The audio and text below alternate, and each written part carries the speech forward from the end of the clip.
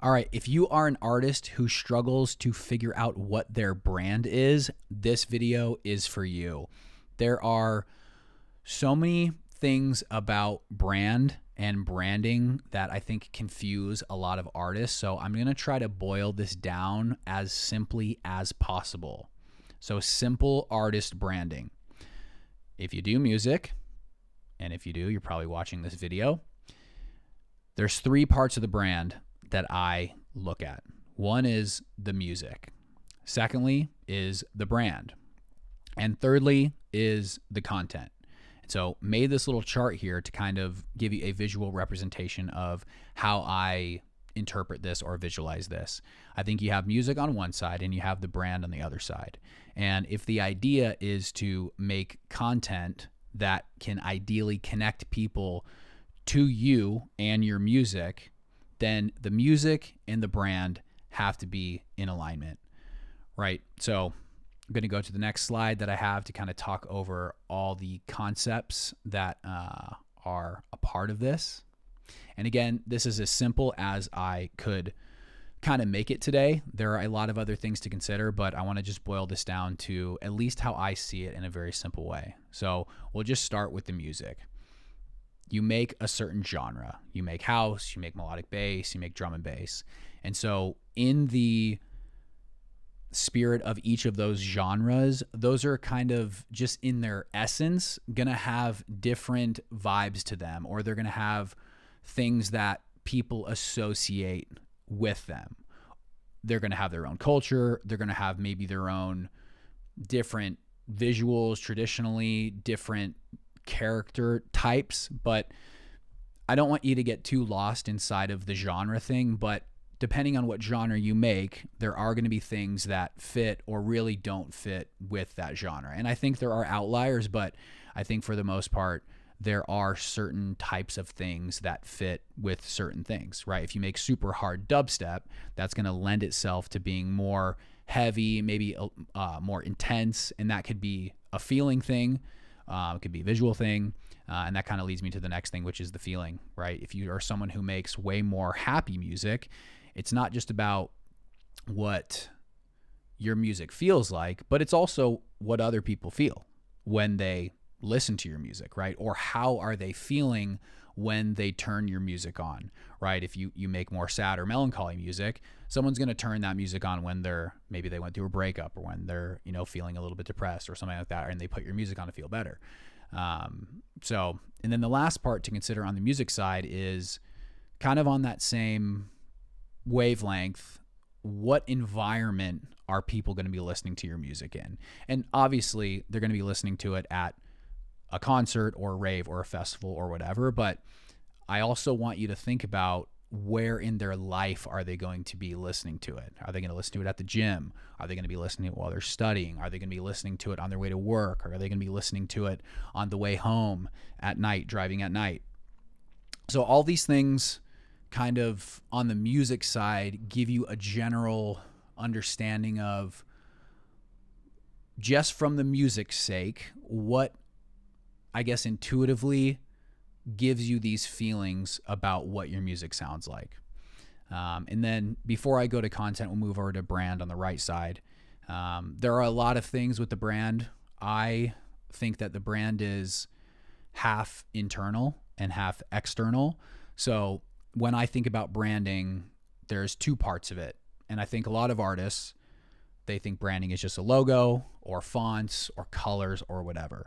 And it's not that it's not those things, but the brand from a core level, in my opinion, is, why are you doing music in the first place? What is your actual mission with it? Because there's a big difference between I love doing music and I love doing music, right? At the end of the day, I'm an emotional singer-songwriter, and my music for most of my life has been like therapy. And it's that way for, I think, a lot of people. Maybe not as much if you're a writer or a singer, but I think producers and other artists feel that way as well. But I think when we think about the difference of, I love doing music, it's a part of me, I'm an artist, and making a career out of it, the brand for me is, like I said, why am I doing this? And I think that's really important to understand, because even you just watching this video, or even you trying to figure out branding or trying to figure out what kind of social media content do I make, those things are uncomfortable, especially at first. And if you do something for too long, that's really uncomfortable and you don't like it. If you're not connected to why am I even doing this? Why am I putting myself through this? Then you're going to give up, right? My favorite example, I've been back at the gym for the best part of this last year, or for the most part this last year. And if I wasn't connected to why am I in the gym? What's my goal with it? How do I want to look? How do I want to feel? Then why am I going to put myself through all this stuff? Because it's hard, right? If you go to the gym, if you work out, if you run, if you do cardio, it's like, it's not fun, right? And at some point it does become fun. It becomes a part of your life. It becomes a part of your routine. And especially when you start to see those results, everything starts to connect, right? So that is how I see the brand, right? It's not just your fonts, your logo, or even the story you're telling. It's like, why are we doing this, right? And if you're understanding why you are doing music, then it doesn't just help you be motivated, but it helps you actually understand how to connect with not only yourself or your brand, but ultimately how do you connect with other people? Because what we also need to understand is you like what you like. You're interested in certain things, movie shows, whatever, and you're interested in these certain types of music for a reason. And there are tons of other people, whether you think it's a huge fan base or a small fan base, but there is a massive amount of people that are interested in those same things. So we have to figure out what those are. We have to define those. And then if we define those, then we can start making things and putting ourselves out there in a way that allows other people with similar tastes and interests to also be able to connect with it. So on that note, I kind of have story next, and story to me is what story you're telling. What's the world that you are living in with your music? Something that's talked about a lot. I'm not going to really go super in depth into this, but I would highly recommend that you look into the brand archetypes, right? An example would be like a hero brand or a rebel brand or a jester brand.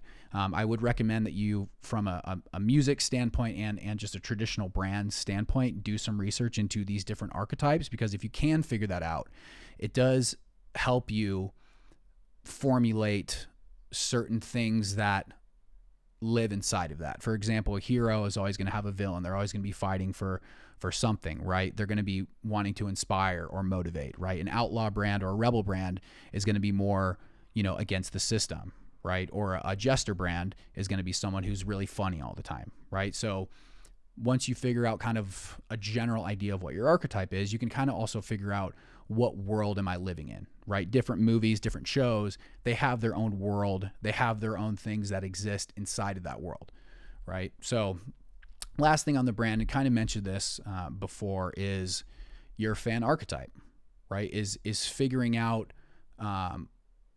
maybe a female and a male, like who is the type of person who would listen to my music, right? Who are they? And there was a mentor that I had a long time ago, and he even told me to use AI and actually make a story and ultimately get a picture of them. Because if we can actually have in our mind a character of who the music's for, then you can speak to them. And when we get to talking about content, we need to realize that when you are on your phone, when you're consuming content, it's a one-on-one thing. I see artists say, "Hey guys," all the time, but when we're on our phone, it's one-on-one, right? You're speaking to one person at a time. And so I think it's really important to remember that as we try to exist and we try to build our brand and our music inside of the social media world. It's like when someone's watching your content, it is a one-on-one thing. It's actually a very personal thing. So lastly, we'll move on to content, which I put together in messaging, format, and creator type. And so what I mean with messaging is this. When we kind of figure out the brand, the story, the fan avatar, one thing that I hope you know, if you don't know this, the first second of a video is so important. You either have a visual that catches you, or you have the hook on screen, the text on screen, right? And the messaging of that hook on screen or what the visual does is super important. And I think for most artists, I'm not saying that you have to have text on screen for every single video, but I think while you're getting started with your brand and figuring out what kind of content to test, I think making text on screens, making your hooks is so important, because you are starting to give people context. And that is really the biggest thing that I see help a lot of artists, right? You could just have a DJ there playing a song, right? They're maybe outside, they're in their house, but you can add so much context of why someone should care and give them a reason to connect with the song or with what's going on, or even with what you're saying, by just giving them a little bit of context, helping them with the messaging at the beginning of the video. And I don't really like to describe it like this, but we kind of almost have to treat people consuming our content like, I don't want to say this in a mean way, but we kind of need to think about, some people aren't very smart.